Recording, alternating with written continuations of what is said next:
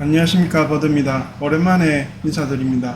제가 오랜만에 이렇게 마이크를 다시 잡게 된 것은 주식시장이 좀 변동이 커서 어떤 제가 중요한 포인트나 이런 지점에서나 이렇게 인사를 드리는 게 좋지 않나 이런 생각 때문에 사실 무탈했을 때는 뭐 제가 자주 안 보이는 게 어떻게 보면 좋은 신호일 수도 있다고 생각하시고 예, 지내주시고 오랜만에 이렇게 인사를 드린 거는 아시다시피 요즘 시장이 상당히 갑자기 많이 안 좋아졌습니다.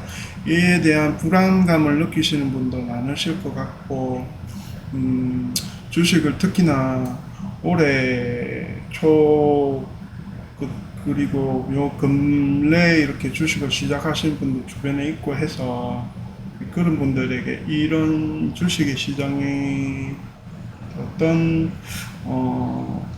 좀 위험한 어떤 신호가 있는 그런 시장이 아닌가 하는 데 대한 두려움을 가지실 수가 있는 데 대해서 제가 오늘 좀 제 나름대로 소개를 좀 드리고자 해서 이렇게 간만에 제가 방송을 잡게 되었습니다.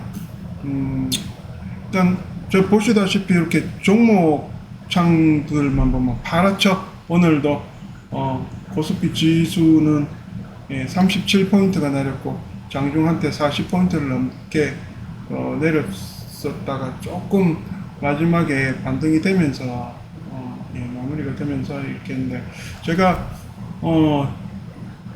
저도 감인지 모르겠는데 약간 이렇게 하락이 저 나름대로는 그 어느 정도 이 정도면 좀 제법 제가 그 하단에 하락의 끝단에서 이렇게 인사를 드리면 되지 않을까 싶을 때 이렇게 방송을 하는 게 있기 때문에 제 방송 자체를 좀 좋은 변곡점으로 봐주셔도 괜찮지 않을까 이런 생각이 듭니다. 그에 대한 분석을 좀 해봐 드릴까 하는데 아시다시피 요즘 뚜렷하게 이거다 하는 어떤 딱 큰 명확한 이유를 가지고 하락을 하는 것은 아닙니다. 여러 가지 복합적인 것 같습니다. 제 나름대로 예를 들면 그 이유를 좀 설명을 한번 드려보겠습니다. 일단 보시면 저는 주식시장에서 누가 현물 매수를 많이 하고 있는 것도 많이 보지만 제 오랜 경험에서는 선물의 포지션을 누가 어떻게 잡고 있는가를 많이 보는 편입니다. 우리가 그 외국인이 그 올해 초 3,000포인트를 넘어서서 3,300포인트를 넘어설 때 외국인들이 계속 파는데도 개인이 사면서 올리는 장이 외인이 바보가 아닐까라는 생각을 하실 수도 있는데 저는 선물 포지션을 많이 봐오면서 주식 거래와 그 다음 시장의 어떤 분석을 많이 하는 편인데요. 지금까지 올해 한 중반 5, 6월 때까지는 외국인이 항상 선물을 포지션을 마감일까지 선물 포지션을 매수 포지션을 잡는 패턴이 쭉 있었습니다. 그래서 현물을 많이 털었다 해도 외국인들이 선물로 취해가는 이득이 장난이 아니겠다 이런 생각을 많이 해왔었는데 지난달부터 해서는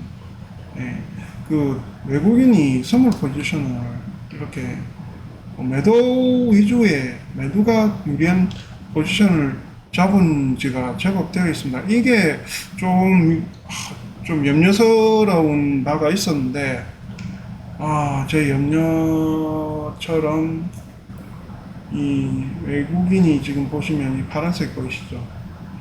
이렇게 매수가 우위인데 그나마 오늘 좀 갚았습니다. 제 기억에 한 일주일 좀 넘었나 그러니까 옵션 만기 직전에는 한번 거의 보합 가까이, 그러니까 이게 청산을 하는 듯 하더니 다시 이걸 다시 선물을 매도를 잡았습니다. 이거 자체가 그 외국인이 이렇게 하락을 하면서도 크게, 예, 단기 매매에서 손해를 크게 보지 않는 이유 중에 하나인데, 이렇게 잡고 있으면서 여러 가지 이슈가 있었죠. 예, 모건 스탠리 같은 경우는 반도체에 대해서 상당히 부정적인 의견을 이야기했었는데, 이거 자체가 뭐 모르는 바가 아니었습니다. 우리가 알고 있었던 바이고, 힘겨워지고 있다. 개인이 매수가 상당히 많이 들어왔지만 힘이 좀 붙이지 않을까 하는 생각이 드는 찰나에 아주 영악하게 그런, 예, 부정적인 의견을 내모로 해서 어떤 그 하락의 트리거를 만들어줬었죠. 그 시작이 지금 보면은 하이닉스가, 예, 좀 선제적으로 좀 많이 내렸었습니다. 그리고 이제 2차적으로 삼성전자가 따라 내렸고, 그럼에도 처음에는 대부분의 어떤 그 우리 코스피 중상위 지수를 빠지고 있는 종목들은 견조해 줬었는데, 그것까지 이제 순차적으로 한 개씩 넘겨버렸죠. 그러면서 지금 어떤 계획된 프로그램처럼 착착착착 이렇게 넘어온 게 있었는데,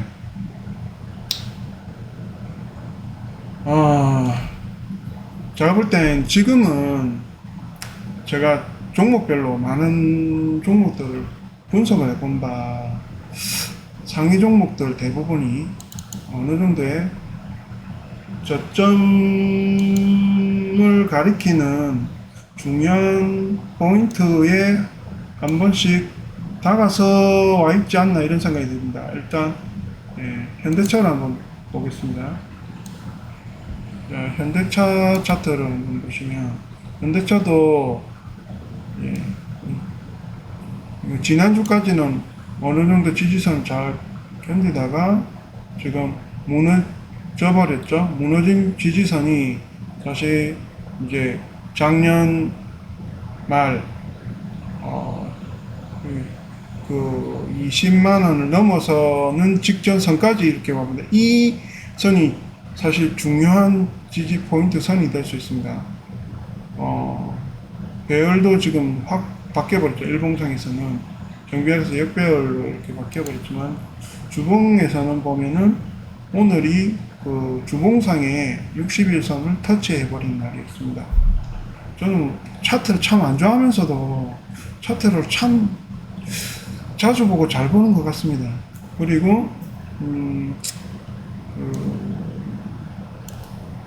일봉상에 보면 지금 RSI가 심리적인 그 매수 우위 포지션, 매도 우위 포지션을 그 지칭하는 중요한 그러니까 흔히들 저희가 많이 보는 그 보조지표인데, 이 보조지표가 일봉상에서 현대차가 이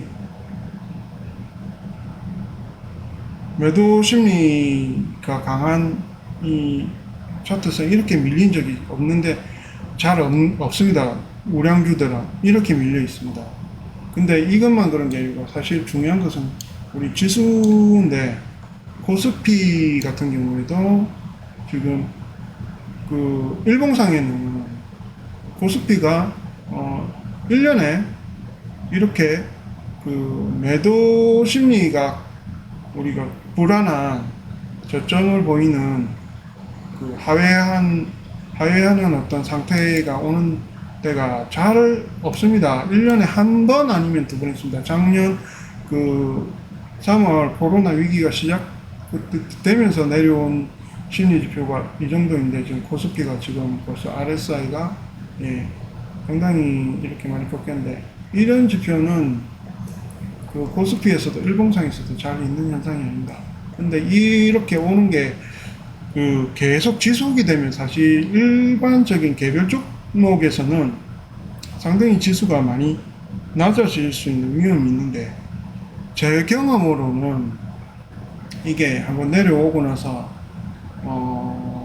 그렇게 한 달 이상 가는 케이스는 큰 공포의 하락장이 아닌 이상은 잘 없습니다.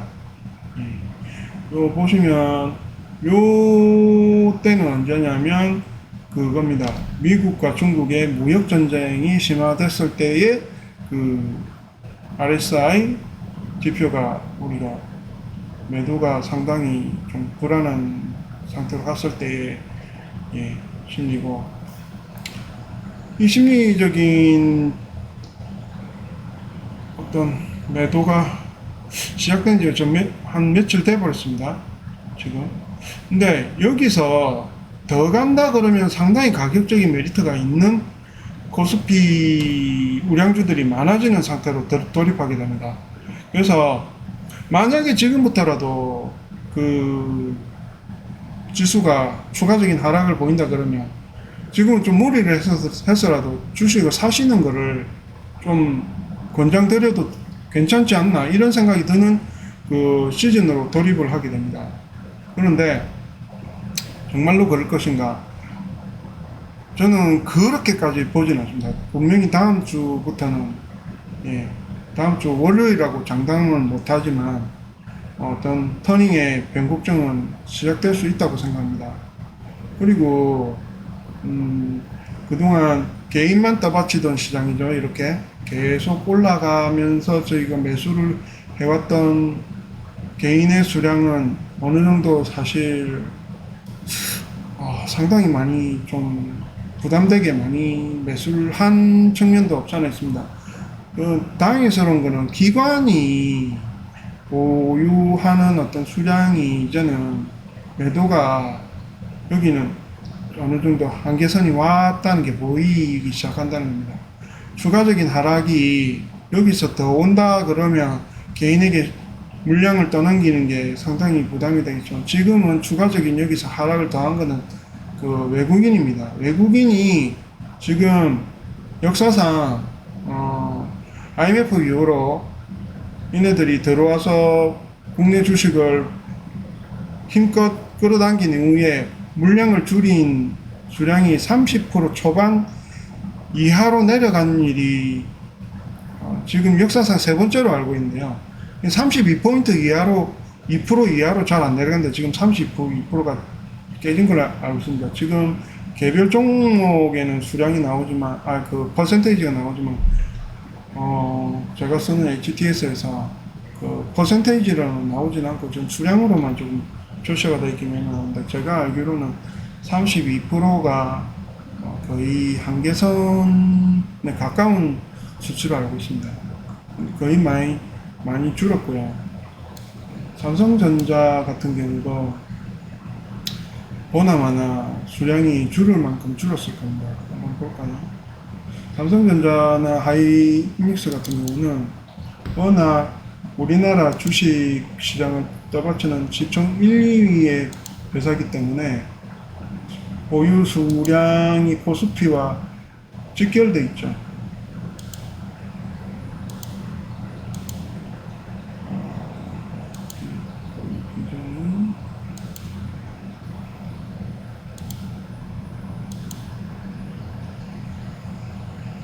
한번 보내드리겠습니다.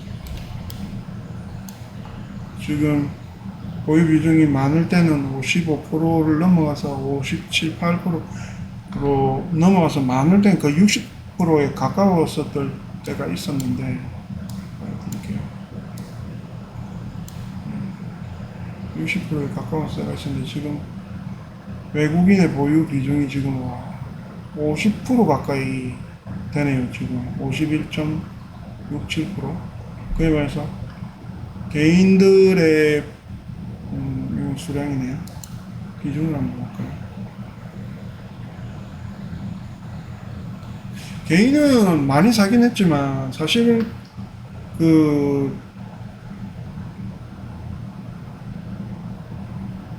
삼성전자 같은 경우 워낙 큰 회사이기 때문에 개인 비중은 안 나오네요.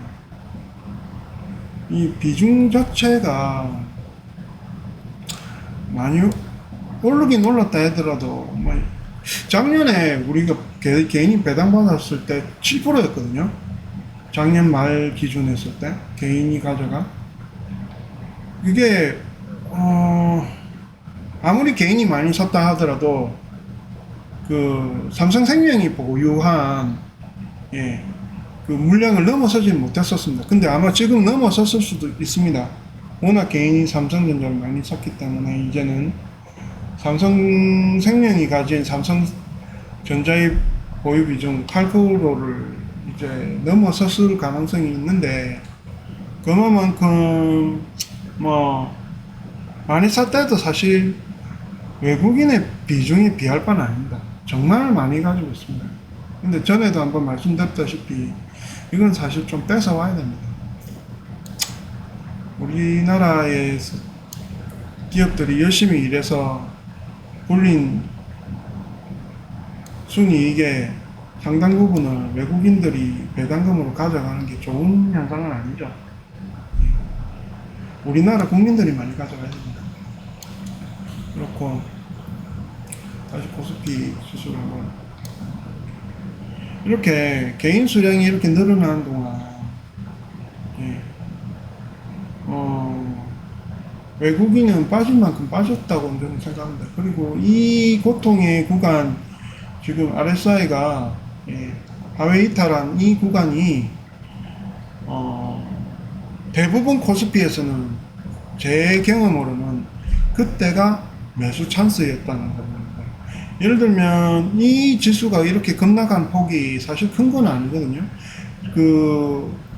작년 1월이 지나고 2월 달에도 급락이 이렇게 왔을 때도 RSI가 그렇게 떨어지는 폭은 있었지만 하회하진 않았거든요. 그때는 워낙 높게 올라서 있다가 떨어졌는데 반해서 우리가 쭉 그동안 3200, 3300포인트로 오가면서 기간을 어떻게 보면 이것도 조정입니다. 왜 조정이냐면 보시다시피 그 일봉상의 121선이 거의 다 올라왔습니다.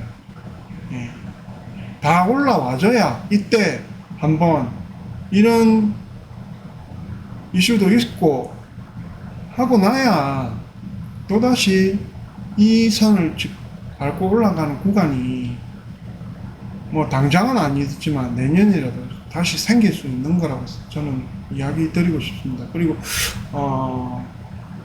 제가 대형 종목이나 코스피는 주봉으로 보는 게 더 중요하다고 말씀드렸는데 주봉으로 보면 아직까지도 저 주봉상 121선은 한참 아래입니다. 물론 이제 그 주봉으로 121은 상당히 긴 기간이죠. 평균을 보는 데 있어서. 자, 중요한 건 여기서는 차라리 60을 보는 게 좋은데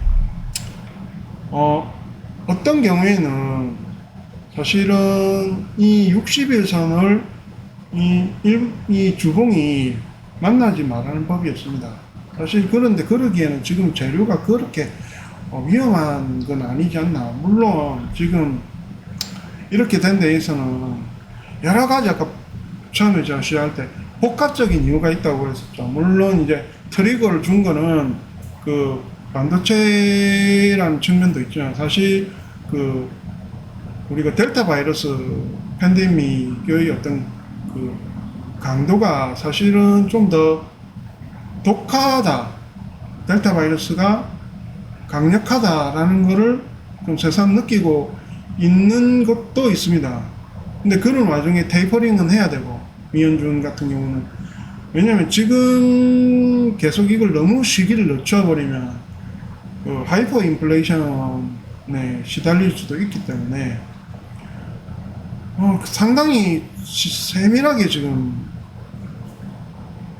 재고 있는 것 같습니다.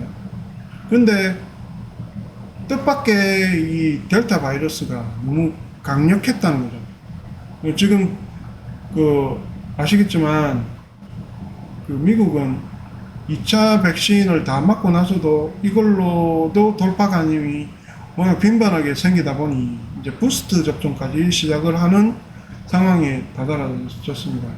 이걸로 봤을 때 우리나라는 뜻밖의 좀 백신의 수급이 조금 더 차질을 빚을 가능성도 높아지고, 그리고 우리나라마저도 올해가 지나서 내년 상반기쯤 어쩌보면 우리나라도 부스트 접종을 좀 해야 되지 않나 이런 생각이 듭니다. 근데 선진국들이나 우리나라 같은 어느 정도 그 GDP 수준이 되는 나라에서도 이런 정도 같으면 개발도상국들은 아직 접종을 꿈꿀 시기가 요원해진다는 거죠. 자, 여기서 보면 우리가 이제 다시 전략을 새롭게 생각해야 되는 면도 있습니다. 사실 한 두어 달 전만 해도 좀 낙관적인 것들이 많습니다. 아시다시피 그 항공주나 여행주가 그때 많이 떴었습니다. 한번 볼까요? 지금 그때 대한항공도 가격이 요 근래에는 많이 떨어져 있을 거고요. 오늘은 확인을 안 했었는데 한번 볼게요.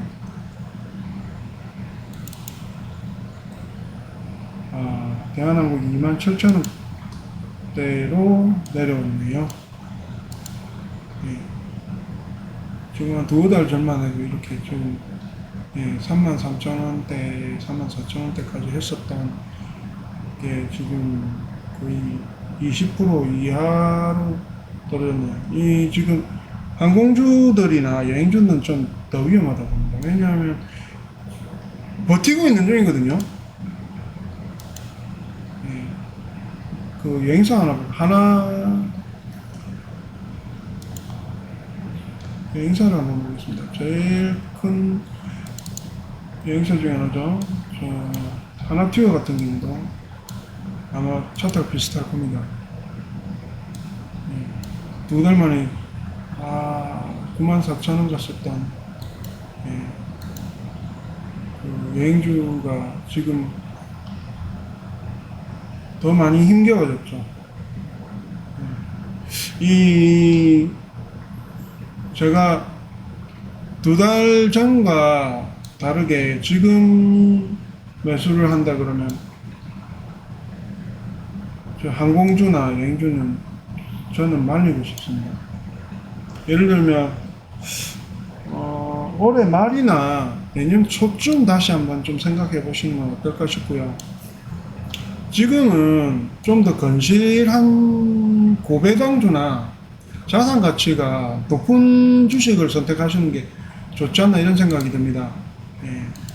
예를 들면 제가 가진 종목 중에서는 그 삼성화재우를 제가 조금 더 끌고 있거든요. 삼성화재우가 오늘은 좀 밀렸네요 보니까. 좀 버티는 편입니다 그래도.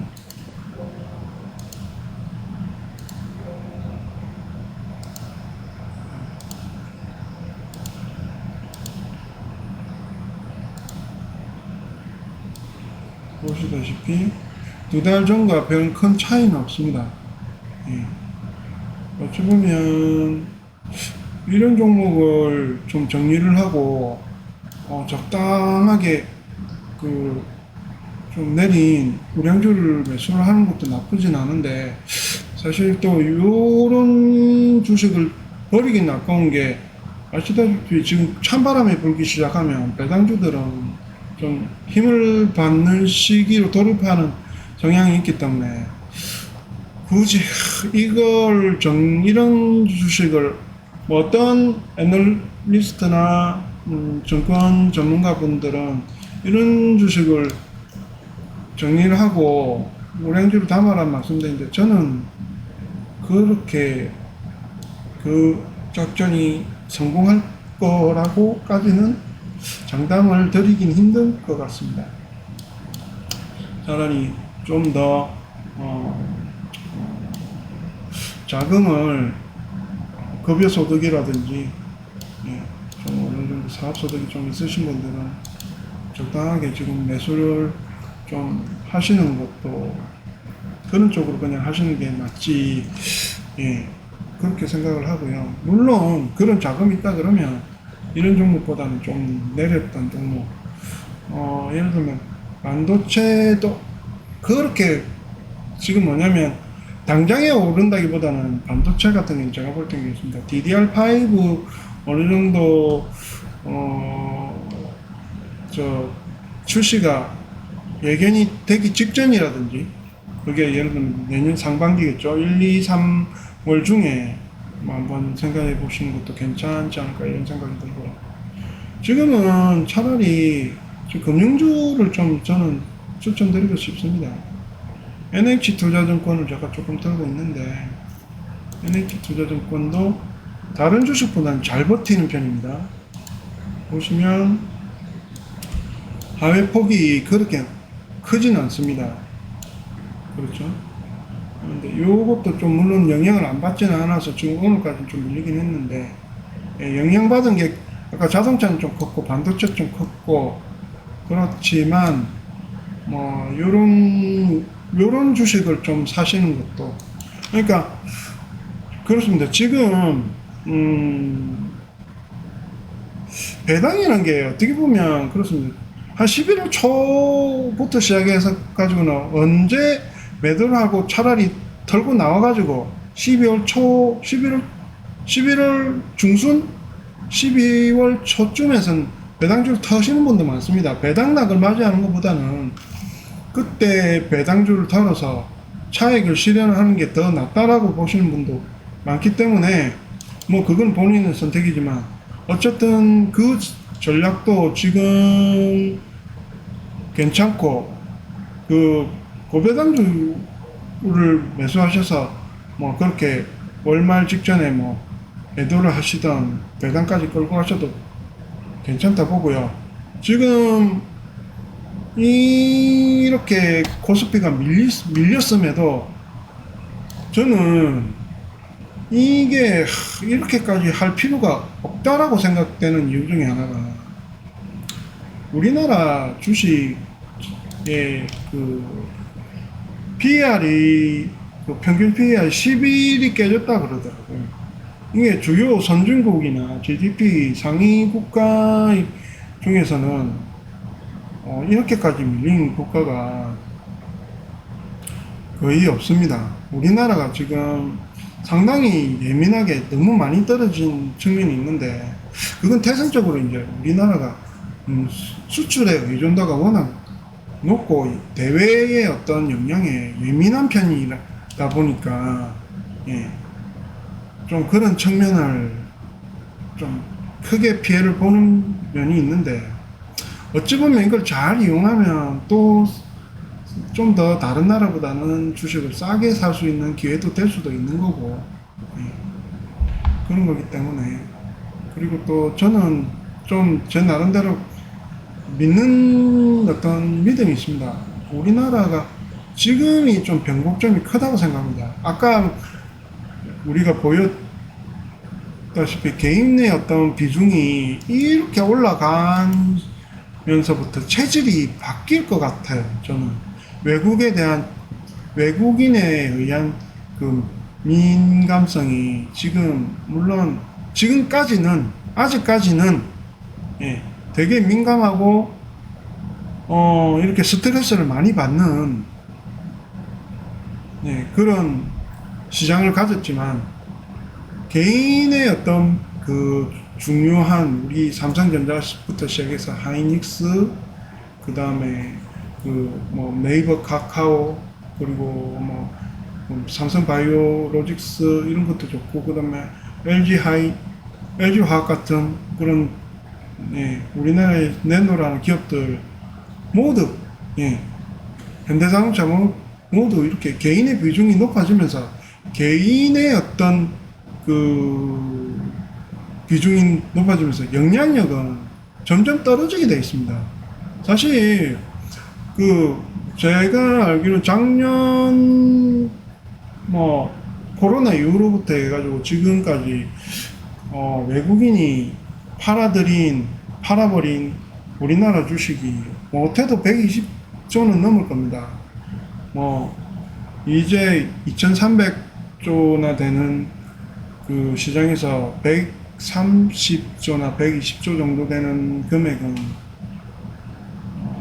뭐 작을 수도 있지만, 예를 들면 우리가 전체 코스피 시장에 50 몇 프로가 넘던 거에서 지금 30%까지 내리고 와진 거는 외국인들이 지금 다시 50% 이상이 끌고 가려고 그러면 우리나라 코스피 지수를 4,000포인트 이상까지 걔네들이 끌고 땡겨주지 않은 이상은 다시 예전처럼 가져가기 힘들 겁니다. 어느 정도 예전에는 예를 들면 과민성 대장 증후군 같은 과민성 외국인 증후군을 가진 우리나라가 좀 더 나은 체질로 바뀌어가고 있는 중에 몸살이 아닐까 하는, 이게 물론 마지막이면 좋겠지만 좀 더 털어낼 때까지는 좀 더 우리가 힘들어 해야 되지 않나, 이런 생각이 좀 들고요. 이 고비를 넘어서면 또 좋은 날은 또 온다고 생각합니다. 우리나라의 그 기업들의 실적 자체가 지금 좋고요. 내년이 그렇다고 해서 변곡점이 크게 와가지고 떨어질 것이냐? 뭐 반도체 같은 경우는 내년 초에 조금 힘들 수 있다고 하더라고요. 그렇지만 반도체가 안 좋을 땐 요번에 보면 삼성전자 같은 경우는 갤럭시 Z 플립 3가 제법 인기가 좋게 잘 나왔더라고요. 그러면서 아직 그 폴드 3 같은 경우는 실용화를 하기에는 저도 굳이 썩 땡기지 않는 면은 있지만, 플립 3 같은 경우는 상당히 애플 매니아들도 갖고 싶을 만큼 예쁘고, 그 다음에 이게 실용적인 면이 많아졌더라고요. 그러면서 이제 중국과는 좀 차별화될 수 있는 계기가 되지 않나, 이런 생각이 들어요. 예전에는 항상 보면 반도체가 안 좋을 땐 핸드폰이 어느 정도 삼성전자는 매출을 커버를 해줬고, 또 핸드폰이 좀 안 좋을 땐 반도체가 올라가고 이런 게 있었거든요. 내년 상반기에 DDR5 출하 직전에 어떤 그 대기 수요나 이런 것 때문에 좀 매출, 또 시즌적인 요건 때문에 좀 매출이 떨어진다 하더라도 그런 것들이 또 많이 성장해줘서, 갤럭시 S22 같은 경우도 요번에 스냅드래곤이 아닌 엑시노스 CPU를 고도화된 CPU를 쓰면서, APU를 쓰면서 이 발열이 획기적으로 줄어들면서 성능이 올라가는 어떤 센세이션한 제품을 내년 상반기에 선보여 줄 수 있지 않을까, 이런 생각도 좀 들고요. 그러면서 우리나라는 노력을 합니다. 우리나라가 전현 자원이 없고 어떤 수출을 해야만 먹고 살 수 있었기 때문에 많은 노력을 하고 인재 중심의 경영을 하는 그 기업들이 많아진 덕분에 세계에 내놓으라는 중요 수출 국가 중에 하나죠. 이머징 마켓의 대장인데 지금 우리나라 그 수준을 넘어서기 시작했습니다. 조만간 뭐 얼마 안 가서 수출 규모 자체도 우리나라는 일본을 따라잡을 수 있다고 저는 생각하고요. 그 직전에 외국인들이 모든 것을 다 아는 것은 아닙니다. 그들은 우리나라를 참 어떻게 보면 차갑게 대하지만, 그럼으로 인해서 우리나라를 좋은 주식을 가지고 있던 걸 놓친 것을 후회하는 날도 오게 될 거라고 저는 생각합니다. 지금 주식을 올해 들어서 시작하신 분들 같은 경우는 이 재미 볼 수가 없습니다. 왜냐하면 지금 지수가 보시면은 이 옳거나 지금이나 비슷해 보이지만 사실 그렇지 않은 게 우리나라 IPO 시장에 대형 물고기들이 너무 많이 들어와 있습니다. SK 쪽 회사들부터 시작해서 그 카뱅이나 게임 회사도 지금 들어와 있고 뭐 이러면서 지금 시가총액의 한 3%에 달하는 비중을 그 시총에 그 IPO 진입한 기업들이 잠식하면 있기 때문에 사실 웬만해서는 이 지수가 사실은 이거보단 심리적으로 더 내려 있습니다. 그래서 계좌가 빨간불인 분이 올해 시작한 분 중에는 없을 것 같아요. 저는 올해 주식을 해왔고 특히나 뭐 위기에 어떤 주식을 쓸어 담는 어떤 습관화 되신 분이 아닌 이상은 이 구간이죠. 이렇게 RSI가 이렇게 매도가 무늬가 상당히 크게 와서 와 있는 구간에서만 매수를 하셔도 코스피는 언젠가는 보답을 해줍니다. 여기도 보면 RSI가 이렇게 안 좋았다 하더라도 좀 지나면은 올라가죠. 물론 그 뒤에 더 큰 이런 코로나 같은 이슈도 있었습니다. 근데 이럴 때를 위해서 어떤 때는 자금 관리도 좀 하셔야 되고요. 계속 수입을 만드십시오. 그래서 내가 주식은 그렇습니다. 저도 많은 종목들을 좋은 것들을 예측을 하고 매수를 하지만 그게 다 맞지는 않거든요. 상당히 애먹이는 종목도 있는 법이고 또 뜻하지 않게 이런 폭락장 속에서도 오히려 올라가는 종목도 한두 개 있을 수도 있습니다. 제가 말씀을 드렸었죠. 앞전에 에코프로 BM을 저 가지고 있다고 했는데 매도했습니다. 그 에코프로 BM 같은 경우는 너무 좋은 회사지만 주가가 좋지 않은 상태, 제 판단에서는 비싼 상태에 돌입했기 때문에 매도를 했고요. 여기서는 에코프로 BM이 더 오를 수도 있지만 그것은 제가 선택한 어떤 몫으로 놓아줬습니다. 그리고 그거 말고 이제 제가 요즘은 삼기라는 종목이 하나 요즘 효자로 또 올라서려고 하는데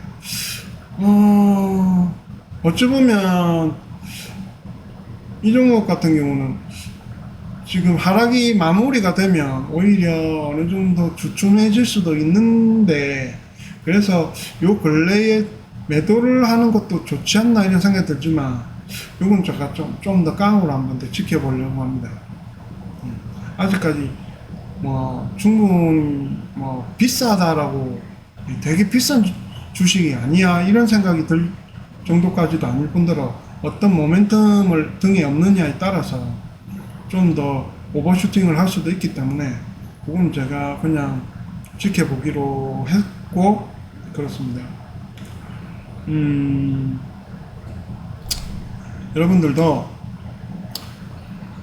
지금 어떤 시점에서 너무 두려워하지 마시고 예를 들어서 내년 분명히 좋아질 수 있다는 확신을 좀 가지시고 지금부터는 적절한 추가 매수나 어떤 종목 교체나 이런 걸로 잘 대응을 하셔서 좀 더 나은 수익을 행복한 어떤 주식 투자의 길로 들어서시려고 하면 세월을 많이 묻혀서 줘야 됩니다. 제가 3,000포인트 이렇게 기다렸지만 뜻밖의 이렇게 올지도 몰랐고요. 주식을 20년을 하면서 결국은 보게 되고요. 우리나라 코스피는 4,000포인트도 가게 되어 있습니다. 그날이 내년이 될지 내후년이 될지 그 후년이 될지 모르겠지만 반드시 옵니다. 그건 제가 말씀드릴 수 있는 게 우리나라 기업들이 노력을 참 많이 합니다. 지지 않으려고. 삼성전자만 해도 애플에 그렇게 지는 듯 해도 그래도 끝없이 개발을 하고 중국에 쫓기는 듯 해도 또 끝없이 더 격차를 만들려 노력을 하고 있고요. 그 못지않게 우리나라 기업들 좀 더 넓게 해외로 나가려고 시도하는 하는 기업들 많이 있고요. 예. 확장하려고 하는 그런 기업에 투자하십시오. 그러다 보면 노력하는 기업은 절대 망하지 않는다고 생각합니다. 자, 불금인데, 자, 오랜만에 방송을, 용기를 좀 드리는 방송이 좀 되었나 모르겠습니다. 아무쪼록 행복하시고, 내년에 파라다이스에 도착하실 수 있도록 좀 더 용기를 가지시고 대응을 잘 해주셨으면 합니다. 이상으로 마치겠습니다. 감사합니다.